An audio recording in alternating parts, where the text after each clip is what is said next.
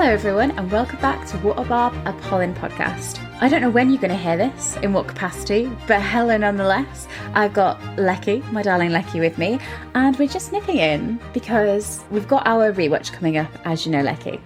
So for the next 8 months or however long it's going to take us, we're going to be going through episode by episode, breaking them down, really getting into them and like dissecting them, thinking about all the behind the scenes, thinking about what ifs, how the story plays out. But the us of now, we haven't begun that journey. We haven't begun that new expedition that awaits us. And so before we jump into it and really get to know these episodes inside out, I just wanted to have a chat with you first and get our initial rankings before we do the rewatch. I mean, we have rewatched this season, but before we really do our deep dive Polin rewatch, let's rank the episodes. And then I thought it would be fun in the endless abyss whenever we end up finally finishing them in like 2026, whatever it's going to be. Yeah. We can revisit them and see if our rewatch has changed anything for us. Because I think you'll agree that season 3 was quite a journey.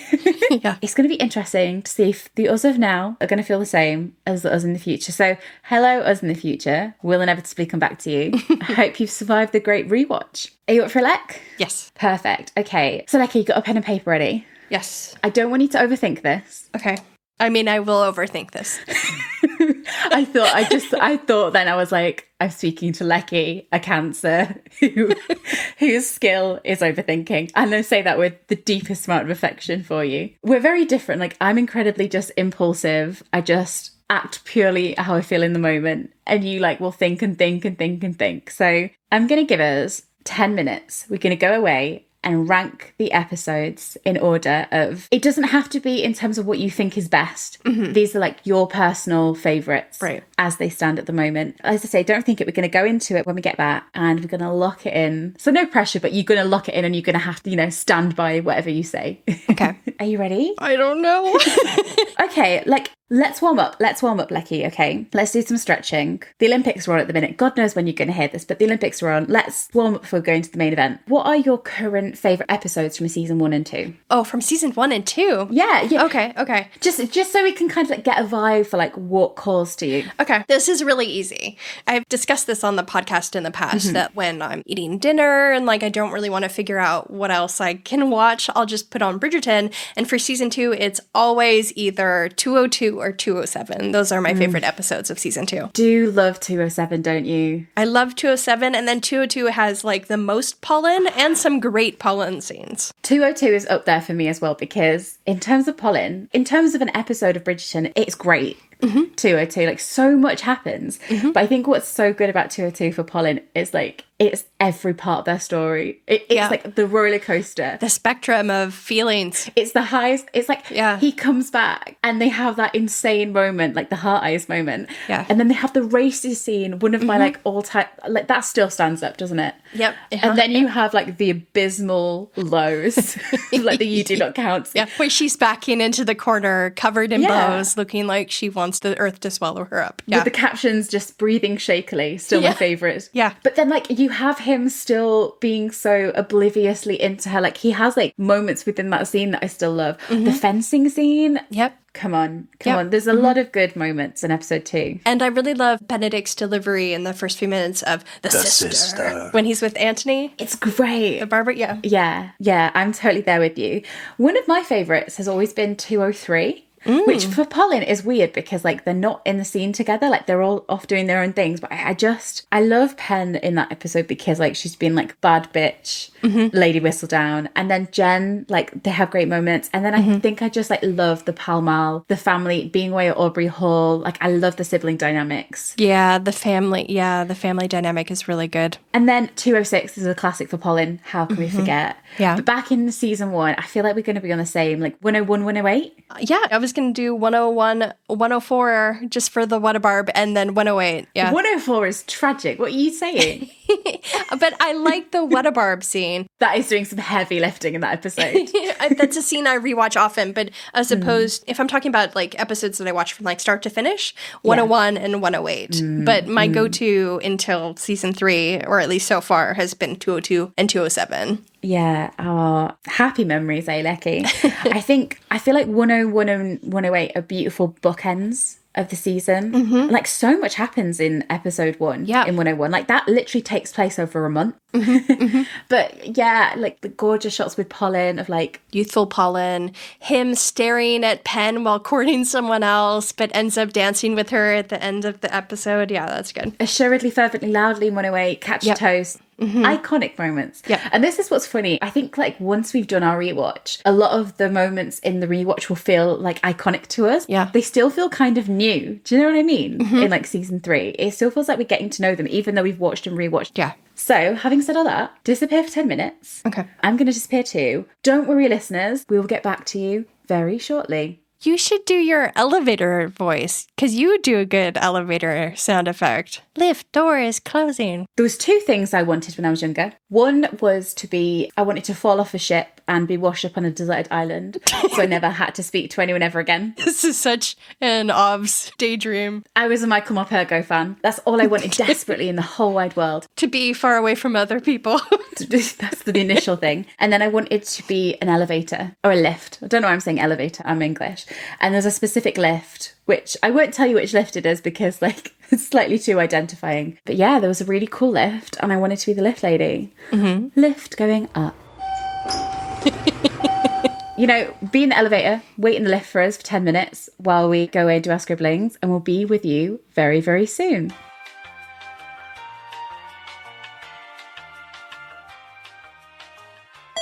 Hello there, Lechi. We are future us. Yes. I think we recorded this a month ago. As per usual. It was Pirate Day. Oh, yeah. It was around pirate time. That's right. Yeah. Over a month ago. Yep. By the way, if my audio is bad, I am, just like old times, recording from a hostel. Yes. What a throwback. And I am blasting my air conditioner this time because we are in a heat wave here. Are you? Yeah. I'm in sunny / occasional thunderstormy Croatia. Yeah. But hopefully, with the month that's passed, you've been out foraging for some crumbs. Yeah. Well, I haven't personally. Many Benefi fans have. Other fans have. I've been collecting a crumb here and there. You're in retirement. But Benefi excitement is in the air as filming on season 4 should begin any day now. Fans have been very excited to see new and old locations posting filming notices over the next few months. While we can certainly expect the return of familiar locations such as Ranger's House and Rest Park, we're sure many stately homes are going to be called in for Bridgerton duty. Just a note from us, having spent many, many months poring over filming links in the past, the UK is a very small country with a relatively small number of filming locations available for period dramas. Many other productions are busy using locations to film their own TV shows and movies. I remember The Crown was filming at the same time as season 3, as well as The Great and Red, White, and Royal Blue. So not every stately home closure will mean Bridgerton is in town, but we're excited to see what the next few months hold. In other news, cinematographer Alicia Robbins has confirmed that she will be returning for episodes 2, 4, 7, and 8 of season 4, with Jeffrey Jur confirmed for episode 1. We already know that Tom Verica is directing the opening episodes, but no word yet on the rest of the directing team for the season, so we'll have to dig up those crumbs later on. Congratulations are also in order to the entire season 3 cast and crew, as Bloomberg Business reported that Bridgerton was by far and away the most watched show of the summer, with over 15 billion minutes of watch time accumulated in 7 weeks. We should probably extend that congratulations to our listeners too. We know you all contributed pretty significantly to a good chunk of those 15 billion minutes. We'd pay good money to see a breakdown of that watch time, especially to see exactly what percentage can be found in the last 10 minutes of episode 4. We all know. We all have to admit to it. Yeah. On that note, Archer Marsh has released a really beautiful piano version of Give Me Everything if you'd like to wistfully reminisce over our 15 billion minute long summer of carriages and love confessions. Oh. German fans, you'll be excited to know that Golda will be joining Julia Quinn for a talk at the Bookstock Festival on the 12th of October. It looks as though the event will be live streamed on YouTube, so keep an eye out for that. Golda has also appeared on the Origins with Kush Jumbo podcast, sharing stories of her upbringing, athletic pursuits, and acting career, including her time on Bridgerton. In more cast news, Nicola is starring in the Kate Spade Fall campaign and recently spoke with Nylon about the collection, prioritizing mental health and the best advice she received for her career. Nicola also shared how Penelope would style the Kate Spade collection, saying, "The collection is beautiful and quite Bridgerton-esque in some ways. It's got the flower jacquard bag, which is a classic pattern. It's also got florals, which is so Bridgerton, but it feels fresh and modern. I feel like it would fit into Penelope's new married woman wardrobe because she's a Bridgerton now. She would wear those bold patterns with that whimsy she has." In Jonathan Bailey news, Johnny has been announced as the star of the Fall-Winter Emporio Armani eyewear campaign. Excitingly for Wicked fans like us, a new trailer has also been released with Johnny making a few appearances. I love that he has to have his own section of the crumbs. Yeah. As if he wasn't busy enough, he will also be starring in Jurassic World Rebirth, which is due to be released on July 2nd, 2025. Something to look forward to while you're waiting for the next season of Bridgerton. James Foon has also reprised his role in Warhammer's new animated anthology series, The Tithes Sacrifice, available to stream now on Warhammer TV. Zach Ford-Williams, who also played the gossip-loving Lord Remington in Season 3, will be appearing in The Hardacres, which will premiere this fall on Channel 5 in the UK. Zach will also be starring on the stage in the role of Richard III at the Lyric Theatre Belfast from the 12th of October to the 10th of November. Zach will be performing the role on Thursday evenings and Saturday and Sunday matinees. Rosa Hesmedosh will be playing the roles of Myrtle Logue and Wallace Simpson in the Watermill Theatre's production of The King's Speech, running from the 20th of September to the 2nd of November. Bessie Carter's short film Pigs will have its UK premiere at the BFI London Film Festival in October, and Phoebe Dynevor will be joining Zac Efron in Famous, a thriller that will explore the dark side of celebrity. Trithar Chandran will also be starring as Miss Wednesday in Season 2 of the live-action series One Piece on Netflix, staying in the Netflix family. And finally, we just want to pay tribute to Netflix Brazil, who we have sadly lost from Twitter due to the shutdown of the site in Brazil. Netflix's Brazilian account were possibly the most ardent Polin fans of us all, and we are grateful for all the memes you blessed us with over the years. Here's hoping they are able to return soon. Oh, Lechi, take a deep breath after that. I know. Obviously, computer is about to die, so I had to breeze through that a little bit. Just listen to us on 0.75 speed, you'll be fine. Yeah. Well, Alec, big days ahead of us. I'm still waiting for the to drop. That's hanging over our heads. Yeah, isn't there's some other Netflix Geeked Week. Are Bridgerton fans considered geeks is my question. I've heard worse words used for us, so we'll take it. Because it seems like they might have like One Piece news or something. Well, do you remember when I had to watch that random 3-hour stream of an Xbox game or something? Oh, yeah. A few months ago, because there was a clip dropping. What was that about? So if it can go in there, then I think it can go in the Geek Week. Yeah. Based on the fact that filming is about to start, it is possible that we will maybe receive something. So keep your eyes peeled. A filming announcement, perhaps? Yeah. Not long now, Lek. Back into the abyss? Back into the state of warfare we go. I don't know. The abyss. The battlefield. Yeah. You can use many choice words. But until then, should we go rank some episodes? Yes. Off we go.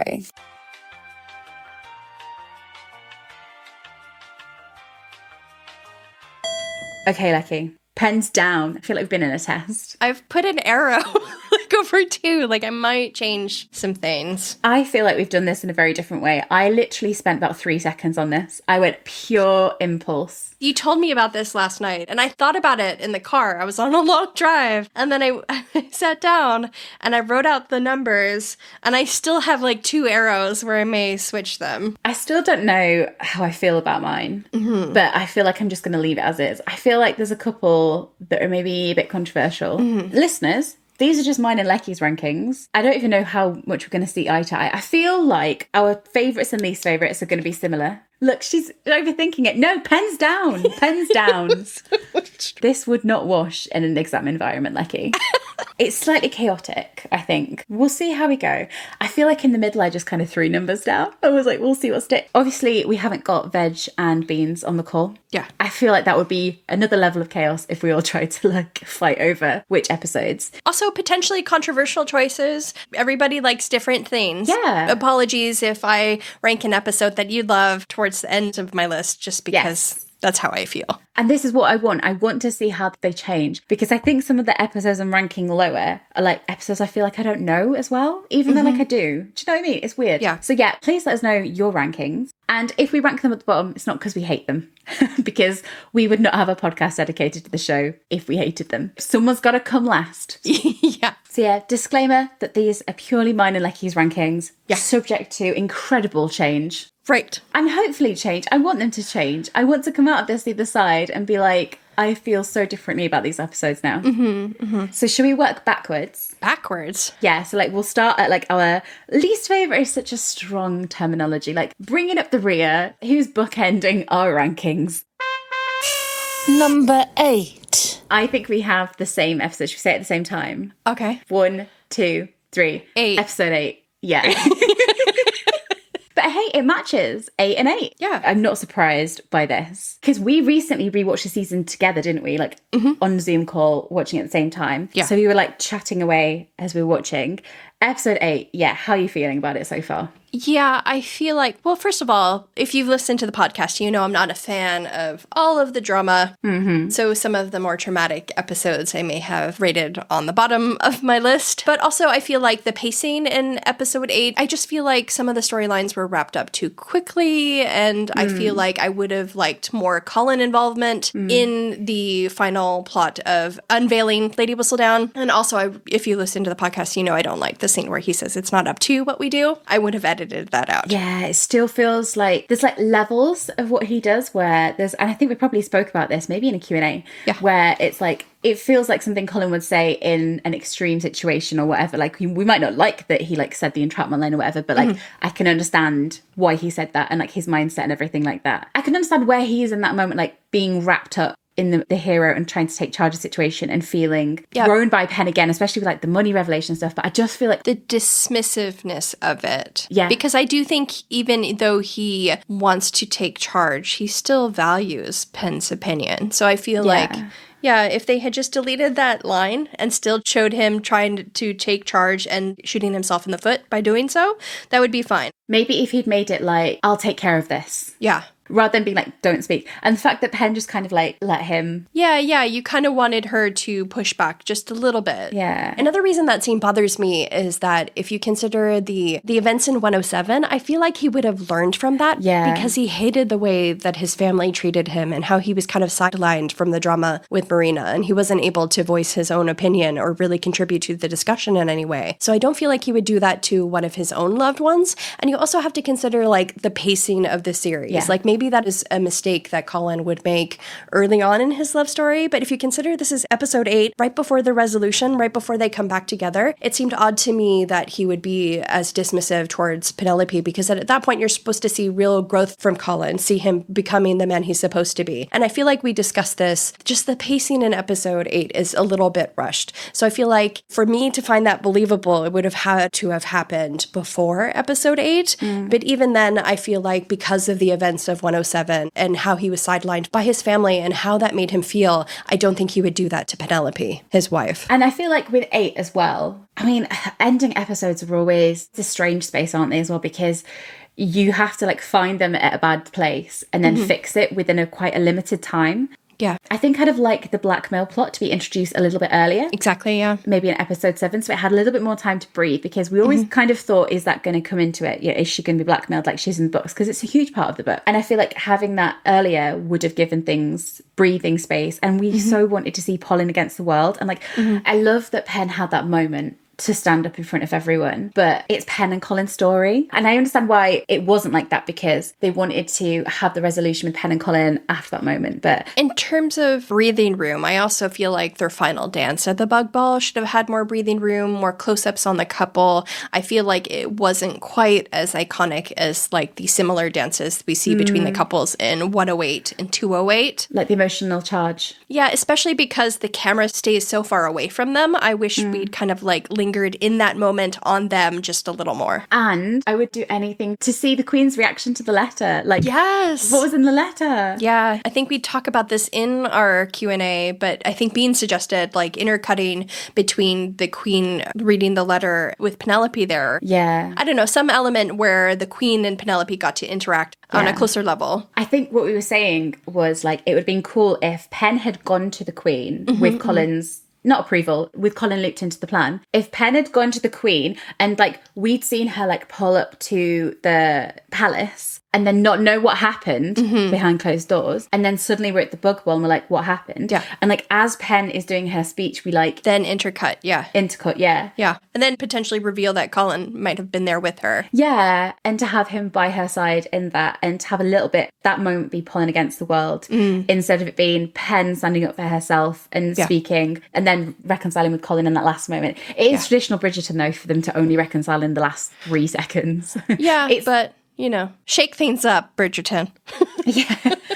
I like the epilogue. The epilogue was sweet. They're both writing, which is what we wanted. There were some really sweet moments. There are just, you know, minor things we would have liked to change. And just for me, I'm not a big fan of the drama, like I said. So some of those episodes are ranked a little lower for me. I think now we know how it ends. When we're tracing through the story, I feel like by the time we get to episode 8, I feel like the story will have sort of unfolded itself, rather than like what we wanted in our heads versus like what we got. So like we trace that from part 1 all the way through. Will be interesting to see. But for now, episode 8, someone's got to be 8, and 8 might as well be number 8. 8. It was in your name. You were doomed. Number 7. Okay, I wonder if... I think we're going to diverge here. Because I think I know what you've got for number 7. And I think I have a slightly controversial one. Okay. On the count of 3. 1, 2, 3. 7. 6. Oh. Okay, you go. Okay, so same reason. I don't like drama as much. And as much as I love the wedding dance... I don't know, the whole episode's kind of a bummer, just from Penelope's interaction with, like, Eloise, where Eloise pulls away from her again after you sense that they're coming together. And then, of course, after the wedding, Polin kind of get pulled apart again after we get that little hint of resolution. Oh. So that's kind of frustrating. But there are pieces of 7 I really love. The wedding, I love the surprise entrance from the Queen. I loved that because it did take me by surprise. That gagged us. We watched that together and we were stunned gasping. By that. Yeah. Yeah, I'll tell you a little bit later where mine ranks for that. But as you say, the wedding, I always knew that the wedding, there was something going to be up with the wedding. But to see that come to life was really surreal, really beautiful. They had gorgeous moments there. The reveal as well. I think I loved Colin in the reveal. I mean, we have slight disagreements about the fact, like, would he have left her there by herself and stuff like that. But the way that Luke Newton... His emotion. The emotion in it was... perfect.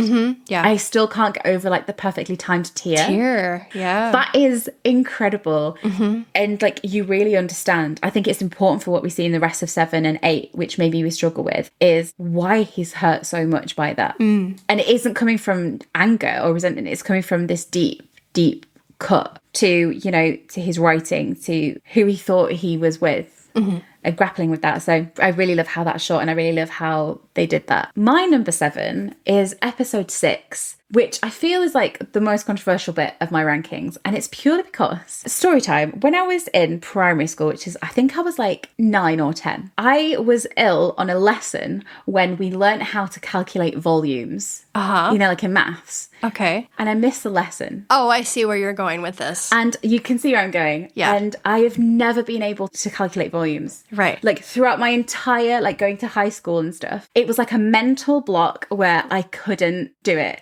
You well know that I was doing something at the same time that we were watching episode 6 together. Yeah. And because I was like distracted doing something, I, for the life of me, Can't remember. no grasp on episode 6.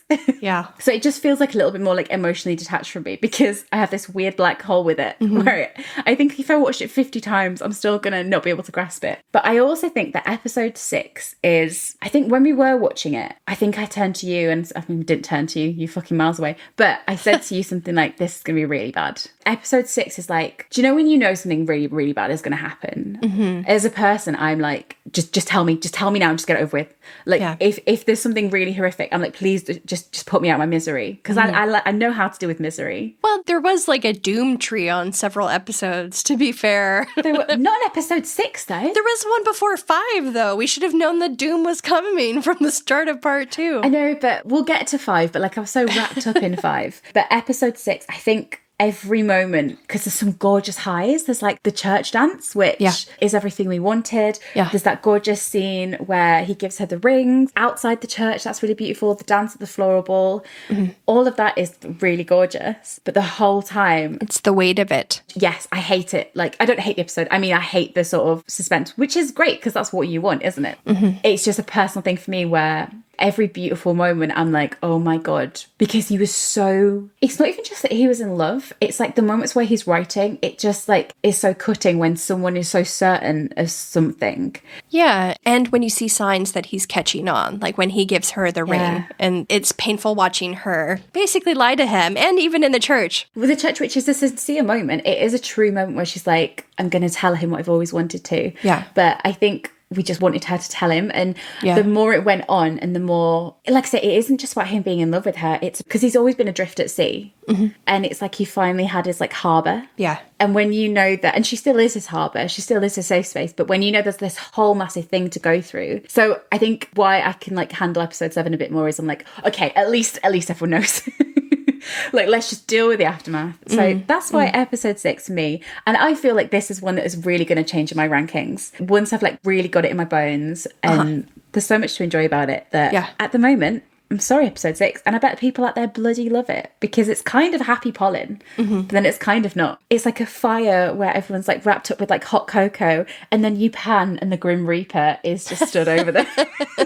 Do you know what I mean? It's like putting marshmallows in the mug. Like dropping, stirring the cocoa. You know, that's how I feel. Yeah. And I love the Grim Reaper. I'm not saying that, but I'm like, let's just get him into the party. Let's just have this disaster. So that's where I'm going. Number 6. I wonder if we switched episodes then here. So what's your 6th favourite episode? Are you ready? Yeah. 1, 2, 3, 6. 7. Yeah, I thought we'd just flip. Yeah. Okay, so since we're on the topic of 6, any thoughts? So we have some great happy Polin moments. I really, really, really love the church dance. I also really love the Portia scenes in that episode where she's trying to like caution Penelope that she's supposed to support her husband and not her own dreams. And that, of course, instigates Penelope's realization that she can't give up her dreams. But what makes the episode for me, we just had Archer Marsh on the podcast. First of all, the Polin dance at the Floral Ball is just beautiful, so sweet, so beautiful. But Cressida's entrance to Confident is iconic. I love that scene. I love how like the big bows on the back of her dress, like almost, it's almost like she's like Jaws, like cutting through like the ocean every time she like turns as she's making her way through the ballroom.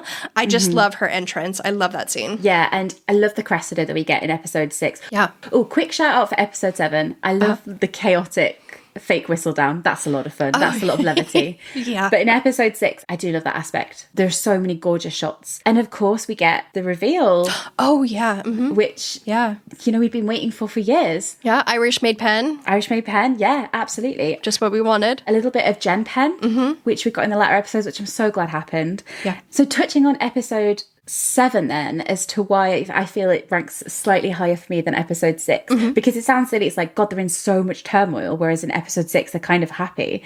Obviously there are so many moments in episode 7 where it's just heartbreaking because they're just so far apart, and there's really difficult moments like when they're so estranged and when he makes the entrapment comment, which I don't really have an issue with the entrapment comment these days. I'm like, I get it. And it's come from Portia. I see that. The fallout was always going to be difficult. The wedding, I've always been a wedding naysayer since the day I stood there and saw the filming. Oh, Lord. I love the wedding. The nod has me. Yeah, fair enough. The wedding, I think, is very beautiful, very moving. It does have an undercurrent of sadness to it that I did not anticipate initially, but I absolutely love the wedding. I think on a rewatch as well, I'm interested to compare. It's like watch odd episodes together. I think watching episode 1 and episode 7 together will be really interesting because you're dealing with very different conflicts. And this is like part of the friends to lovers trope, and it's also part of the Pen, Elle, Colin. I mean, there's never a moment where Colin wants to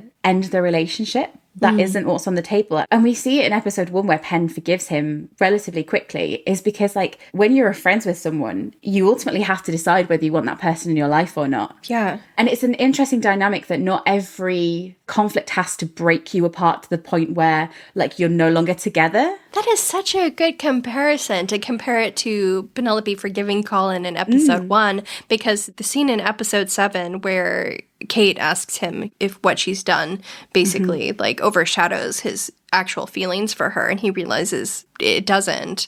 I feel like that's a really good parallel. And it's something that she grapples with Eloise. If you want to stay friends with this person, if you want this person in your life, you have to find a way to move past it.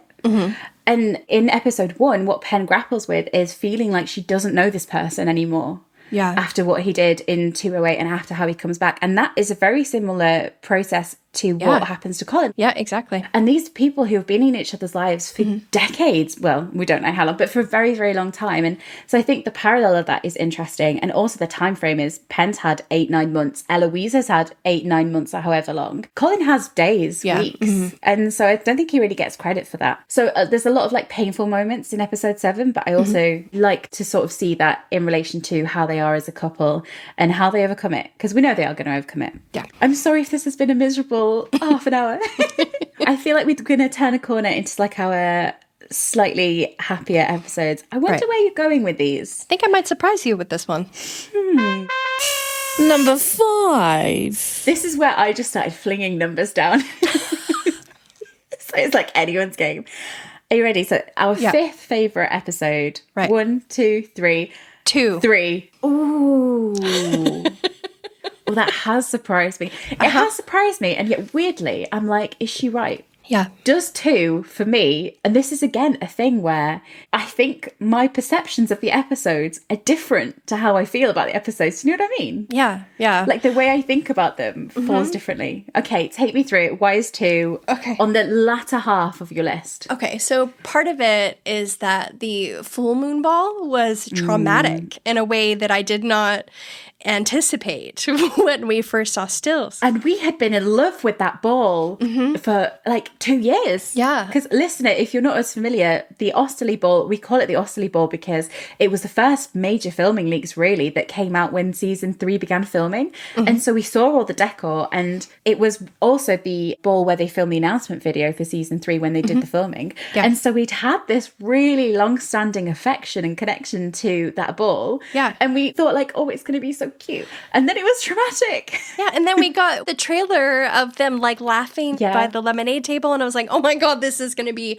perfection. And then it went south so quickly. And then I also feel like I wish they had taken the lessons further. Yeah, a bit longer. I'm kind of disappointed we only got like a one and done. Yeah. I'm not a big fan, not just of the brothel scenes. Of course, the brothel.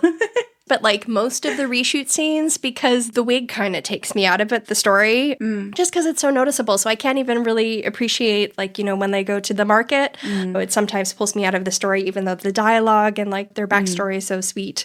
But I have to say that their first kiss is amazing and one of the most beautiful scenes I've ever seen in film and television. And I absolutely love how that rolls into episode 3. Like the transition from episode 2 to episode 3 is one of my favorite things in all of Bridgerton. It's just so good. We'll come on to my episode 2 a little bit later in the rankings, but I totally agree with what you're saying about, I think in my head it takes precedence over other episodes. Yeah.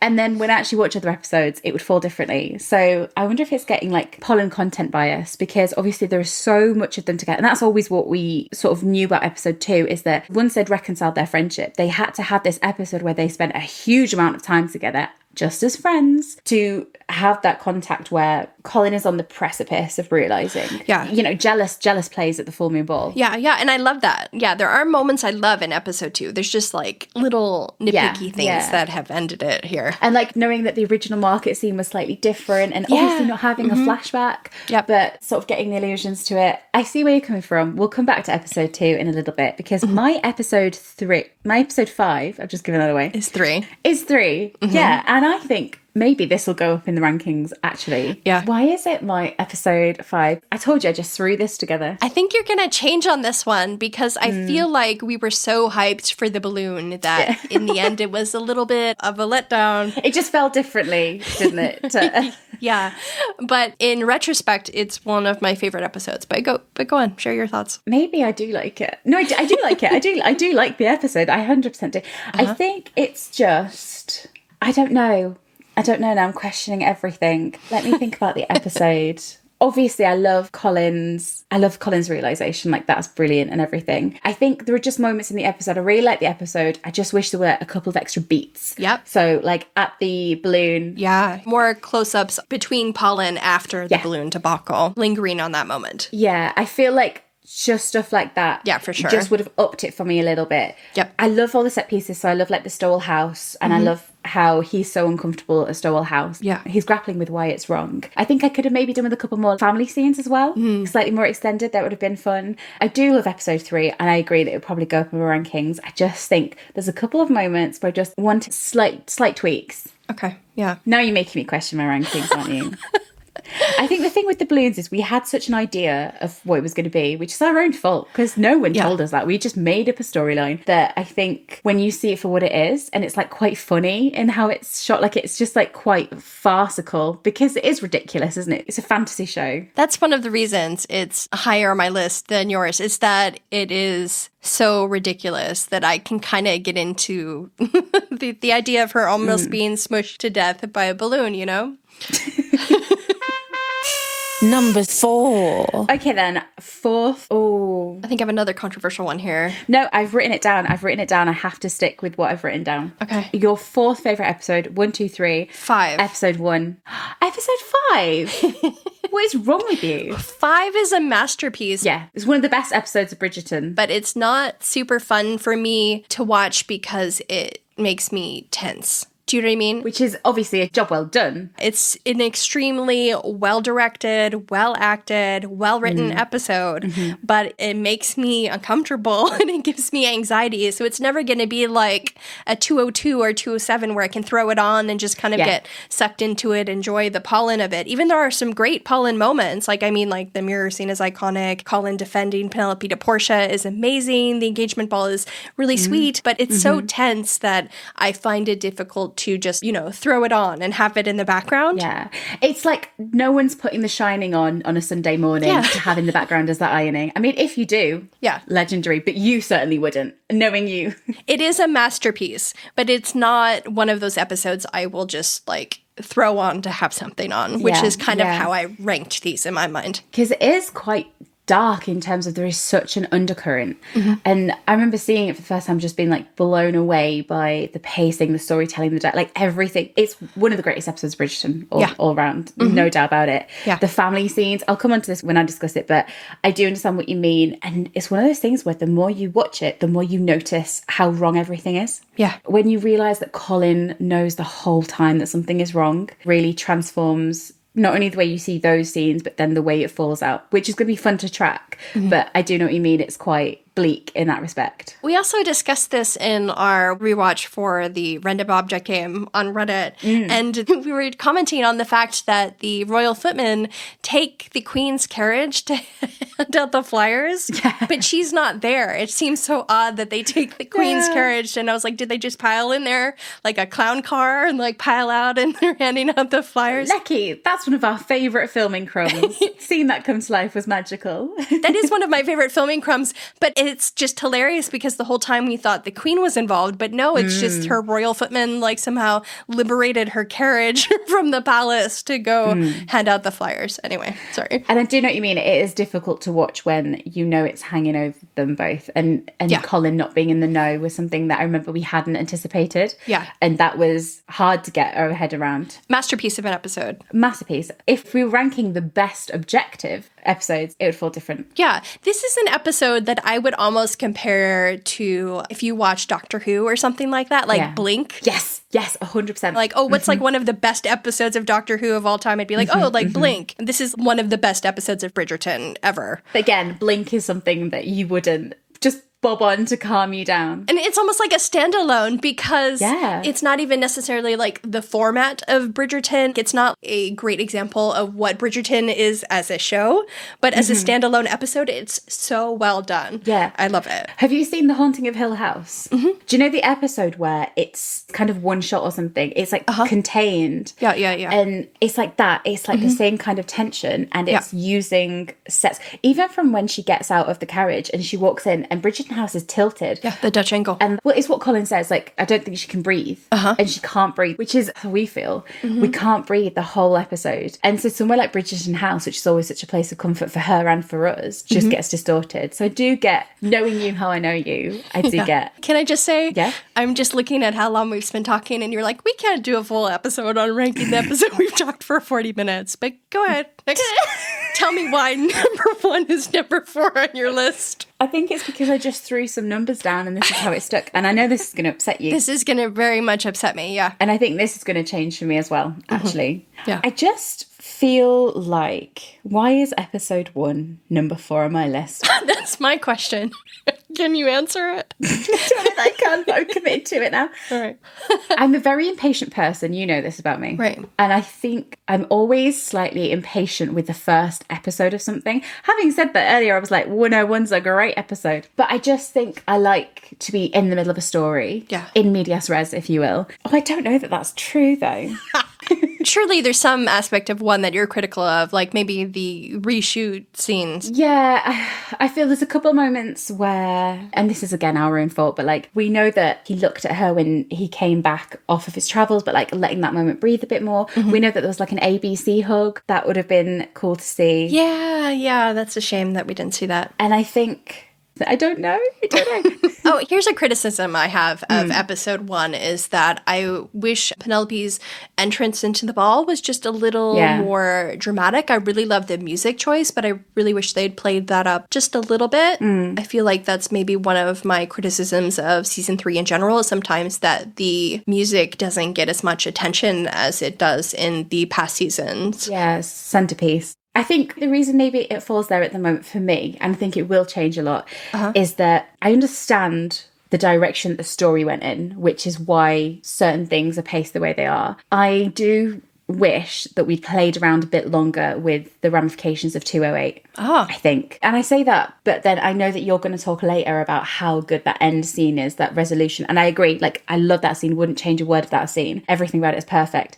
But I think every fan really anticipated that what happened with Colin in 208 would have a lot more ramifications throughout the whole season. Yeah, and her finding a suitor. You're right, yeah. Yeah, and her approach to not believing his love or just would come back around. Or even when he's so angry with her. And yeah, I suppose they have the confrontation at the Medici, but her argument with him throughout the season becomes, you've come back acting like a bit of a dickhead. And it's like, hang on, what about the fact that, you know, he shattered your belief that you could ever be a thing? I just feel like episode 1 for me, I think it's maybe like a whole season change that I'd make, but I just wanted to see that matter more and have more of a ramification, because I feel like Colin isn't made to understand how much of an impact 208 had on Penn. Not in terms of it being like, oh my God, he's not going to be with me. Not in terms of that, but in terms of like shattering her understanding of who he was and what he meant to her and what she thought their friendship was together. And I don't think he really, really gets that. As in, there isn't a scene where that's made particularly clear. And then when you have the actual setup, which is Penn writes that retaliatory whistle down, that is coming from a lot of the hurt from the past season, and the fact that, you know, she felt like one thing was going to happen and it didn't, and she just didn't know him anymore. And then that impacts how he looks at her. He holds on to that. That is a huge driving force of the season, is what she wrote. And I feel like if it had been made a little bit clearer that what happened in 208 mattered, and it wasn't just about how he came back, it was also about what he did before he came back, I don't know, I feel like that would have impacted later episodes, that you'd have had the perspective to look back and be like, I understand why you wrote that so harsh. I don't know. I understand what you're saying, but I feel like we always believed that that conflict would be wrapped up really quickly. So it didn't bother me that they shifted into the lessons gear so fast. Like, we knew from the start that episode 1 was going to end with them agreeing on the lessons, with him offering to help her find a husband. So them working through that issue so quickly didn't bother me. But like you said, it would have been interesting if we had seen more of the ramifications on Penelope's social standing, even because of his comments, because they were made in public. But maybe the toxic Lord Squad are the only people who heard. And we never really got an answer as to like why he said it. He was just kind of like, I'm not the same person I was last year. And it's like, I just wish we'd delved into that a little bit more. And as I say, I think I'm just kind of impatient in terms of just wanting to get into the story. But it is a beautiful episode, and I think it'll probably go much higher when, you know, I rewatch it. And it has so many memories for us.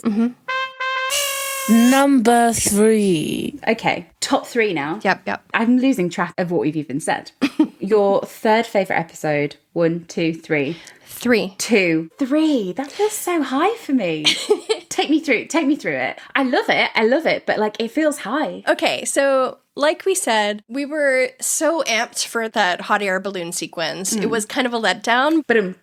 But now when I watch it, it's so funny to me. And I really love the Dabbling Cressida pen interactions beforehand, where Nicola is almost channeling Bridget Jones in like her awkwardness. But the real reason I love this episode, besides Franz first meeting, which is just so beautiful. That gives chills. So moving. Yeah, I know. But the kiss at the beginning of the episode is maybe my second favorite Polin moment of the season, and it's maybe my favorite kiss that they had. It's so good, and I just love the way that he's projecting his own feelings onto Penelope and how we see that play out in that scene, and then the ensuing banter with his family afterward, where Hyacinth realizes something is wrong and that he's really into Penelope. The beginning of episode 3 is so good, and like I said earlier, the way that episode 2 rolls into 3 is so great. Sometimes I'll just put on the end of episode 2 just to see it roll into 3 and watch the end of episode 3 from there. Yeah, and they were different directors, and yet it's just so beautifully cohesive. And I agree, like the openings, that sequence is beautiful. The blurring of reality and the dreamscape, and we'd spent 2 years or whatever talking about the significance of dreams and dream language and wanting to see that come back. But the way it came back was just so beautifully done. But also what I'm excited about for the rewatch is when we're looking at the dream, really like getting into his psyche, because from where they are, from how it looks, how heightened, what he says, what she says, everything is his projection. And I think that's so revealing. And then again, I want to watch a scene like that and then watch a scene in like episode 7 or 8 or something and understand the journey that is, because it's his journey and it is his season. And I feel like a lot of his journey falls differently, depends, like they go on a similar trajectory, but one is a little bit more overt, whereas I think his is a lot more internalized, which, you know, that's just how he is. He's a classic overthinker. But gorgeous scene. And then obviously seeing him grapple with realization is so satisfying to see. Oh, and also Balloon Colin, one of the best costumes from season 3, Balloon Colin. Undeniable. Balloon Colin. Pirate Colin walked, so Balloon Colin could run toward that balloon. Going, heave, heave. And of course, the ball at the end of episode 3, the Hawkins ball. I think as well, I just wanted a slight extra moment, a slight extra Polin beat at the ball. But that's gorgeous. And obviously seeing him realise was always going to be so satisfying. And then I love the way they adapted that in the book. He kisses her and then that's game over. And what I loved about episode 3 and then episode 4 and everything like that is, in the book, it takes him a really long time to understand that it's love, and he like questions it and he keeps it a little bit at a distance. In the show, he's just all in. You know, at the ball, when he speaks to Violet, he's not saying like, is this love? Could I be in love? Oh, I don't really want to be in love. That's not his question. He's just so certain, which again, when you contrast that to episode 7 and 8, it's the certainty, the solid ground that he finally feels he has when he feels dismoored from that again, why it hurts him so much. So seeing that contrast is really interesting. But I take your aware Colin. We've wanted to see him for a very long time, so it's great to see him. But I raise you, which I think is maybe why at the minute, just pipping it for me, is episode 2. Okay. Because if there's one thing I love more than an aware Colin... Your literal Reddit handle. Yeah, go ahead. The boy is obviously oblivious. I think it's such a gorgeous throwback. I think there's something delightfully hilarious to me. Yeah, there is. Yeah. I think maybe what it is for episode 2, that maybe at the minute it has a bit of nostalgia to me, is that it's kind of like the last time we see them like that. Because we know that he changes completely in episode 3 in terms of like he's aware and he knows and he just wants to be with her. And he's so fraught. But I think having spent 2 seasons, I mean, we spent so much time like talking about their dynamic. Yeah. And I think a core part of Polin's dynamic is always the fact that he's so obviously down for her, but he just doesn't quite know it. And seeing that, like, that last row of that dice, when, like, she comes over for lessons and he, like, puts his hand on the back and stuff where you're like, obviously he adores her. Yeah. I was going to say the moment where he says, I'm the perfect person to practice on is season 2 Colin, you're so oblivious. And then, of course, he just, like, loses his mind when she just compliments his eyes. So. Yeah. I remember that coming out so vividly. And, like, that was the first scene we we'd seen. Yeah. And those were the first lines. Yeah. And I think because they spend so much time together. And the focus on his face after the kiss, when he just realizes it's game over for him. Oh, that shot, I think I've talked about it about 5,000 times, but the shot where we don't follow Pen, she she leaves. It's the Pride and Prejudice scene at the very end where Lizzie just runs out of the shop and the way that it turns to Colin and he plays it so perfectly and that's it. Yeah. That's done. He's awake. So I feel like a lot of that just wins over for me a little bit. But again, subject to change. Yeah. On the promenade, sweet moments. What are we in? Top 2? Yep, top 2. Oh, okay. I know your top 2. I'm sure you do. There's only 2 left. But I can't remember what you've already said. And you know which episode's my favorite, so... I do. All right, are you ready? Do you know which way I've fallen in the end? Yes. Well, okay, hold on. I know which one's your number 1. Do you, though? What have you not done yet? You haven't said 5 yet, right? Okay. Okay, I think I know what your number 2 is. So you haven't said 1 or 4. Right? And you haven't said 5 or 4. Yeah. Okay. And I know which your favourite is. Yeah. But I've gone back and forth on which my favourite is. Oh, you've changed it. Interesting. Well, you've always liked drama. No, that's no surprise. Lechi, can you guess which way I've gone? Well, you just said you flipped it. So now I'm thinking it's 5-4. Originally, I was going to say 4-5. Oh, no, I flipped it again. You flipped it back to 4-5. Originally, I always said that my favourite was episode 5. Yeah. And then the other day I was speaking to you and I was like, I actually think... Yeah, we were talking and you were talking about how much you like episode 4. And I was like, that's going to be her number 1. No, so I've stuck with that. Yeah. Okay. Sorry. It's okay. Sorry, listeners. And our runners up. Yeah, so coming in second place for me is episode 5, and coming in second place for you... Episode 4. Okay, let's do episode 5 first. Yeah. Obviously, it's just masterpiece. I think that's just goes without saying, and I think every department, beautiful work. I'm just so struck by... I think what episode 5 has for me is every element of the show that I love so much. There's really good family scenes, because obviously they're all off doing different things sometimes. It's rare that we get those real family interactions. Yeah. Anthony, during the game, lilacs. So funny. A tableau like that where they're playing charades is just, I think every character is on fire and that's really fun. And when I say like one of my favourite episodes is 203, where Pen and Colin aren't even together, they're doing their own things, but it is because every character is kind of being such an interesting version of themselves. That's a good way to put it, because you even get the Gregory moment when they're doing the engagement announcement, Hyacinth being so excited to have Penelope as her sister, and then Benedict who brings his like his fling to this engagement party.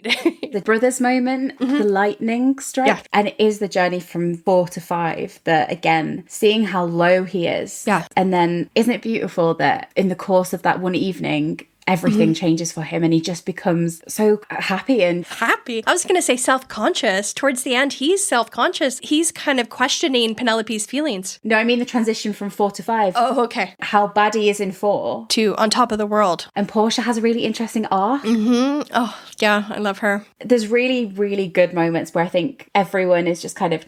Cressida, the setup for that is so good. Yeah, I love her hurt comfort trope as much as anyone. So her fainting at the end, get me all for it. And like you say, like the undercurrent of Colin being aware. His growing awareness. A really good driving force and something that if you only see when you really pay attention and that you notice more and more as you watch it. Yeah. Yeah, so I think it's up there for me. Yeah. But again, could change. Yeah. Which takes us to your number 2. So episode 4, we're clearly big fans of episode 4. It's ranked very, very highly for us both. Yeah. What's just holding you back? What's holding me back? I don't like the way Colin storming into the ballroom and interrupting the dance is kind of filmed. I just wish they'd lingered on the beginning of their dance a little more after that moment instead of cutting away immediately to Cressida and Deblaine, for example. I wish there'd been a little more Polin focus during the beginning of the dance. I think it was Jack Murphy who said kind of finding the civility in Colin again after his very uncouth, rude, like storming across the ballroom and interrupting the dance, very scandalous. And then what else is holding me back? Why isn't it number 1? Brothel. Yeah, brothel. Yeah, I think we've discussed that. That's what I said to you originally when I was like, episode 5 is my favourite. Yeah. Because we didn't know we were going to rank them. And then I think I said to you originally, I was like, episode 4 maybe is my favourite, but I can't live in a world where my favourite episode of season 3 is the one with Colin in a brothel. Yeah, we touched on this earlier in this episode, but the wig scenes kind of pull me out, the reshoot scenes. And then also the other thing that pulls me out is not necessarily that I just didn't want the brothel scenes, but it's at at the Floral Library when he's talking to his friends that they decide to go have some revelry together. The intention was for them to go out for drinks. So they have that scene later on. I just feel like it's odd the way that they slotted in the brothel scene because it almost seems like you could interpret it as his friends decided to go to the brothel together and then go out for drinks, which is just so kind of weird. I just feel like that episode, you could edit out that brothel scene and it also doesn't change anything. So I feel like that's kind of like a weak spot of the episode for me. But it's my number 2. It's like my number 2 favorite episode. Yeah, that's like a minor thing. It is my favourite, which we'll come on to in a second. But if I had to have a drawback, I will never get off my fucking Berkeley Square in high horse. But the only thing I think is missing from the episode for me is I wish that between Fuller Library and the ball, I wish there'd been a Polin moment. It didn't have to be very big. I just wish they'd had a tiny moment of them touching base, not in a like a literally touching base them together, but in like a tortured, belong together but are apart, more angst. I feel like a Berkeley Square-esque scene here where like they run into each other somewhere. Yeah. And Colin is still trying to be happy for her. Yeah. Or trying to like grapple with like, have I lost her? Is she too far gone? And if there'd just been that moment where they'd just seen each other for 2 seconds and Penn is still in the mindset of, I think I'm just going to go along with this. And they have a moment where they're there as friends. It's similar to like a bittersweet Berkeley Square moment where they just kind of see each other and they aren't quite able to reach each other, but you can see that they really, really want to. And there's just this like slightly despairing moment where you're just like, oh, and then that sort of propels them. Yeah. And so Colin thinks that like he's lost her and that she's better off without him. And for her, that's the moment where she's like, maybe I do need to let go of this. Maybe I do need to just accept that we are friends. And I think that would have been interesting. But it's a very minor criticism. And I think the episode is still beautiful without it in the way that it's paced. Well, what I like about the episode, I really like the journeys that Penelope and Colin go on in this episode. For Penelope, her realizing that she can't have a life or love without romance. She can't have a life without love. That's just so beautiful. I really love even Portia's speech to her about, you know, like what's romantic security. Yeah. Her delivery is so, so good. And I mean, like the carriage scene is iconic, but for me, the moment that sticks out from this episode is Penelope watching the dancers. And you see that realization on her face that she can't marry Debling because she wants love. Yeah. That is the Penelope we know and love. We knew all along that she is this romantic person and that her attempts to separate love from the equation from her search for a husband wasn't going to work. And to see that beautiful moment where we see that realization on her face as she's watching the dancers is one of my favorite scenes. I think that's exactly why I love the episode so much, is that it's the epitome of both of their characters and why we love them so much. Yeah. And also the whole setup for Debling's realization with the window from earlier in the episode. So good. Especially because, you know, for 3 seasons, we have seen her at that window. And the writer's decision to tell us that part of the reason she sits there is because of Colin. Not just because she wants to view the world, but because of Colin is just so moving. I love that so much. Yeah. You're going to cry in a second. I know. Sorry. She does this all the time. Sorry.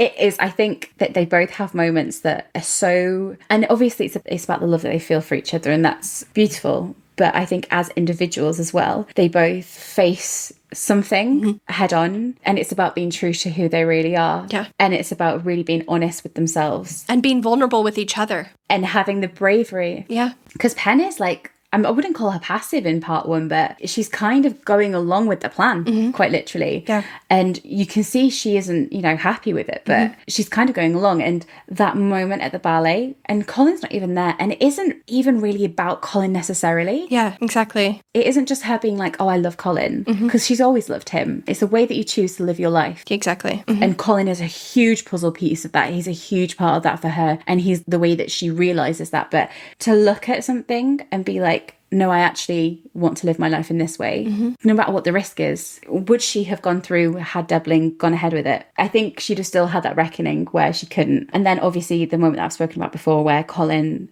I love the scene with him. It's so awkward when he, you know, I concur with you there. Yeah, yeah. good scene. He's so uncomfortable and he's grappling, and the scene with Violet is beautiful.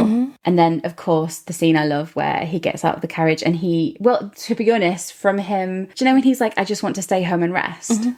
He's saying, I just want to go back to sleep so I can be with her. Because that's where he can be with her. Ugh. And then what Violet says about sensitivity and the way it spurs him into action. I'm so proud of them both in that episode. Yeah. The way that they choose each other, but then choose themselves as well, and to be true to themselves. And choose each other, because Colin confessing his feelings to Penelope in that carriage is so hard for him to do. But it's even harder for Penelope to admit that she did want to be more than friends, because this is Penelope. She's been hiding her feelings for years, and for her to allow herself to be vulnerable, to accept that what he's telling her is true is, I just love that episode. Yeah. So good. They're both so exposed, and the carriage scene is obviously a masterpiece in every single direction. Yeah. It was so hyped and it so lived up to it. It was a different direction, like the beats are slightly different in terms of the context. Even the tone of it is different than what we thought we were going to get from the book. Colin's confession, and it isn't even just about what he says, which is so eloquently, romantically, but truthfully put.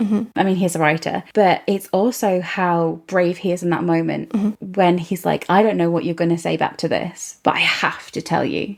And again, it's that thing about being true to yourself, and the way that they find each other is by being true to themselves. Yeah. Goosebumps. Love it. I think the reason I like it above episode 5 is because episode 5, they're like quite happy together. I know there's an undercurrent, but I like the fact that they have to move mountains, their own mountains, and it's great. And I think you could end the season there and you've told a whole story. Yeah.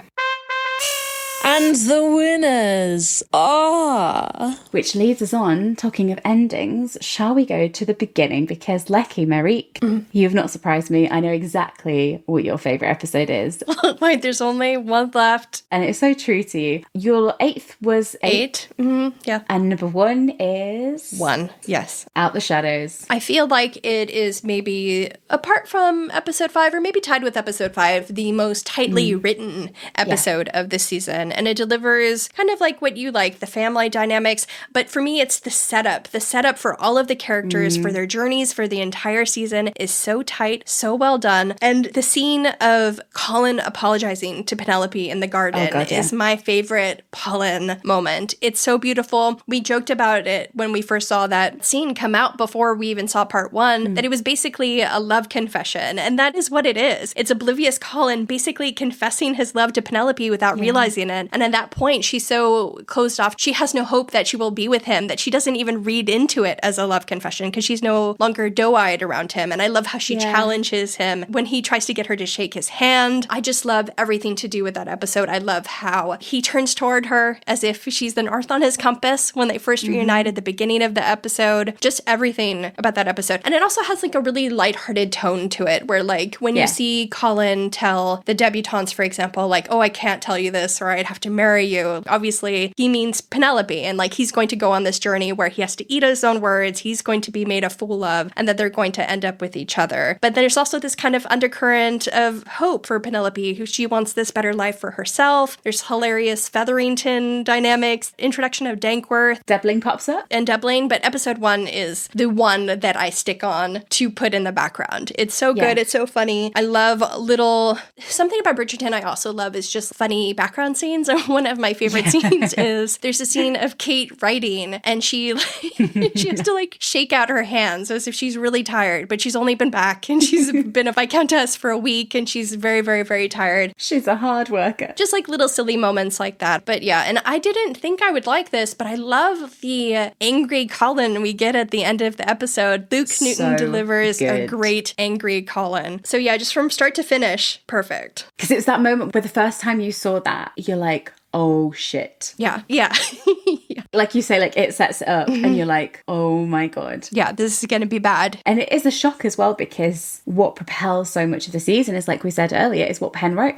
Also, what I feel really bad for her is, and I wish maybe this had been developed a little bit more, is, do you know, when she's like leaning back, because she forgives him because she's had such a tough time of it with Eloise and she wants him as a friend, you know, she wants him in her life. And it's that moment where she sees him again in terms of, I mean, like she sees the Colin she knows. Yes, exactly. The Colin And she knows. And it's still bittersweet because, you know, she still obviously adores him and she still thinks it's never going to happen. But there's that moment where she leans back and sort of like looks up and she like breathes. And you feel like it's the first time she's breathing in a really long time. And then you have the whistle dance come. Yeah. And it's that moment where you're like, oh my God. The repercussions. Yeah. And like I said, the end scene is so good. And the surprising elements of like how Eloise was and the compassion and the pain that Eloise was carrying in episode 1. We talk about this in our part 1 rewatch episode, but I also love that shot of Gregory when he's playing around with his gift and he pulls the bow and arrow and he points it toward Colin, basically shoots at his heart because it's his love story this season. Still wish Colin had got her a bloody necklace.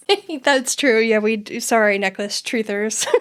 Or just like a stick of rock. Oh, do you guys have sticks of rock? Sticks of rocks? No. That's a British seaside thing. Listeners, if you know what a stick of rock is, comment what the message that runs through the stick would be if Colin went to Blackpool and he picked out a personalised stick of rock. What would the message be? Do you now need to know what a stick of rock is? Stick of rock? I feel like I can't picture what a stick of rock is because a stick and a rock are two different things. But I was going to say that he brings so many shells back. Why couldn't he bring back a shell for Penelope at the very least? To be honest, though, that's a good point. Like, he's basically gone shopping for their house. Yeah, he carted back a trunk full of shells that he brought from the seaside somewhere. I still love the idea that, like, he spent ages unpacking all his little shells and, like, putting them on the shelves of his new house. He'd be like, I wonder if Penelope would like these. Aw. Maybe he was wandering down the beach, and thinking of Penelope, and there's a little shell that has, like, a little hint of red on it, and he thinks about her hair, and there's, like, a little shell that has, like, some blue on it, he thinks about her eyes. It's like picking all the shells that remind him of her. You know what we didn't give episode 8 enough dues for? What? The letters. Fair play to episode 8. Fair play. Oh, yes. Yes, the letters are... Oh, yeah, that's another reason I like episode 1 is that you realize how significant the letters are and that many callbacks to that, through the season. We never imagined that the letters would play such a significant role, and that was something we were so excited to hear. I lost my mind when I realized that she hadn't returned his letters and that he was upset by it. We have that recorded because it's the Goodnight Mr. Bridgerton scene, and I was like, he wrote. We do. She did it right back. Okay, like, this is what a stick of rock is. I don't know if they're, like, showing you the best angles. Okay, I'm looking. Is it candy? Yeah. Sometimes you can have soft rock, but this is, like, hard rock. Oh, it looks like a candy cane. Yes, kind of like a thick candy cane, but they all have different flavours. And then they all have... They're really clever how they make it, but, like, it might say, like, Blackpool or, like, Margate or something in the rock. Or it can be, like, person, like... Best friend. Yeah. Or he would, wouldn't he, be like, my very good friend, Penelope. Yeah. It makes me so nostalgic for days gone by. Like, and that's the thing about episode 1 as well, is it's hugely nostalgic for us. It goes all the way back to, like, Pirate Colin, and it's the foundation of our friendship, ultimately. That's kind of where it started. That's true. Yeah, and tomorrow is Pirate Colin Day. Oh my God, actually, it's now midnight where I am. Oh, for you. As we record this, thank you. Happy Pirate Day to me too. Yeah, happy Pirate Day. Happy almost Pirate Day to you. Long may he reign. Yeah. On that note, let's go start our long journey of the rewatch. And I'll see you in 8 months' time? 9 months' time? What'll be really funny is if the ranking is absolutely the same. I think yours might be. I think mine could just be all over the place because I just, like, threw it. But I think, if it's just, actually, we've concluded that what we thought was exactly right, yeah. No changes. Oh, let's just quickly just go over again then. From bottom to the top, 8 to first place. Should I just do first to last now? Because if we're going backwards, it's more confusing. First to last, okay. So first to last, I've got 1, 4, 3, 5, masterpiece, but not number 1. Still surprised by 3, but yeah, I see where you're coming from. 2, 6, 7, 8. Again, the drama's not my favorite. Can I add an addendum onto my episode 3 rankings? I mean, sure. I think my episode 3 is impacted by, I still think of it as being my least favourite from part 1. Yeah. That might be it. I think that's what it is. And I think after seeing part 2, I think they feel slightly differently. Yeah. At the minute, and mine is definitely going to change from favourite to least favourite. 4, 5, 2, 1, 3, 7, 6, 8. That's a hot mess.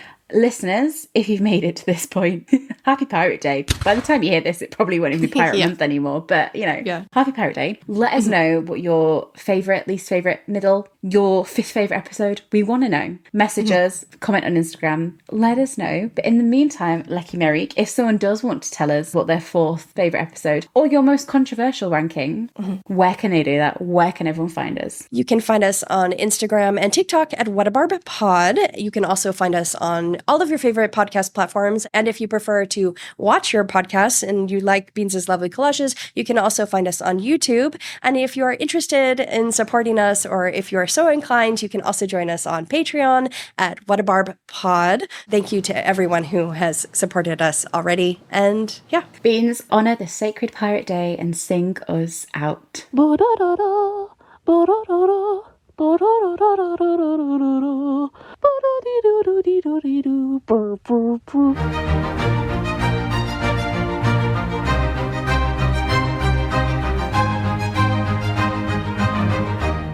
Das violin. Do do do do.